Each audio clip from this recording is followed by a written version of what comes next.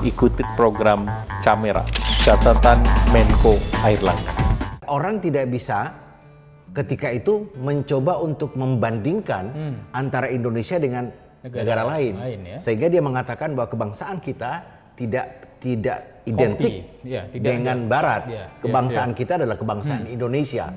Oke, itu juga imajinasi yang sedang ditransfer oleh Bung Karno kepada seluruh anak bangsa gitu loh.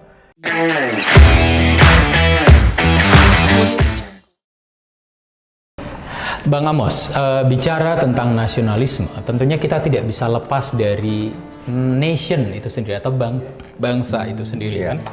Bagaimanapun juga seperti yang Abang bilang tadi, nasionalisme adalah bisa dibilang rasa cinta terhadap satu bangsa ya. Benedict Anderson di salah satu bukunya Imagine Communities bilang bahwa bangsa itu sebenarnya nggak real gitu loh. Bangsa itu sesuatu yang diimajinasikan. Benedict Anderson menyebut bangsa itu a socially constructed community yang di-imagine by the people who perceive themselves as part of a group. Jadi bangsa itu adalah sesuatu yang diimajinasikan oleh sekelompok masyarakat dan mereka menganggap bahwa mereka bagian dari satu bangsa.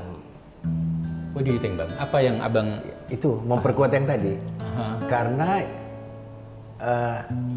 imajinasi orang tentang kebangsaan itu, itu harus punya landasan. Landasannya apa? Rasa adil.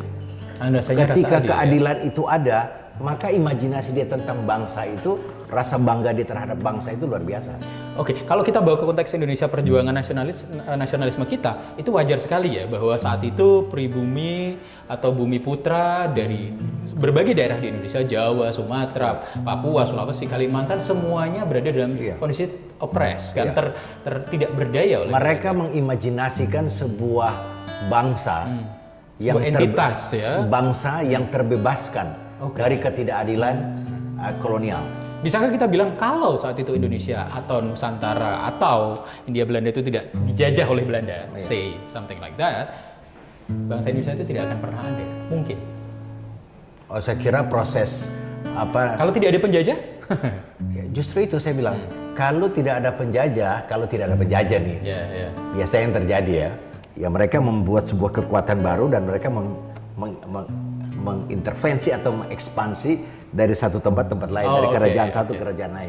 Itu. Jadi kayak misalnya kerajaan ekspansif Majapahit, kemudian Sriwijaya dan sebagainya. Kalau tidak ada penjajahan, kan Indonesia jauh hari sudah punya kerajaan. Betul. Kerajaan A, B, C, D itu. Betul. Yang saling ekspansif saling ini. Jadi bisa terjadi akan ekspansi dari kerajaan satu kepada kerajaan lain gitu.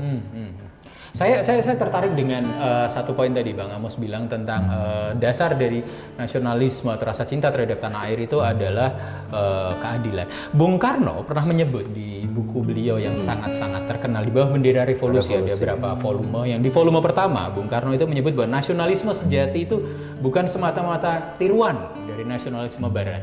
Terus kita akui nasionalisme itu berkembang awalnya di Barat dari abad ke-18. Titik awalnya adalah revolusi Prancis ya Bang, nanti kita bisa bicara tentang itu.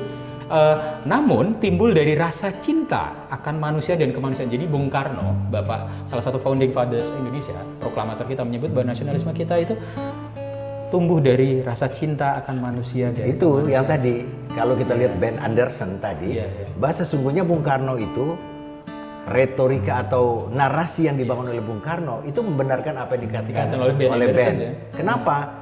Dia sedang membangun sebuah imajinasi kebangsaan kita, bukan kebangsaan versi Barat, tapi kebangsaan yang dinarasikan oleh seorang Bung Karno.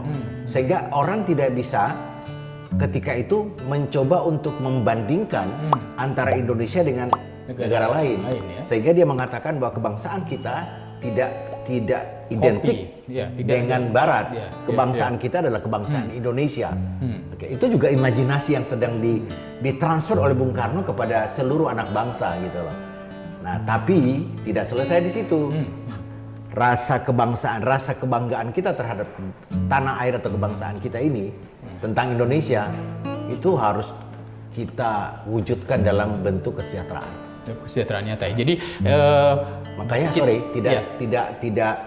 tidak heran ketika itu terjadi pemberontakan di mana-mana karena rasa ketidakadilan itu. Betul.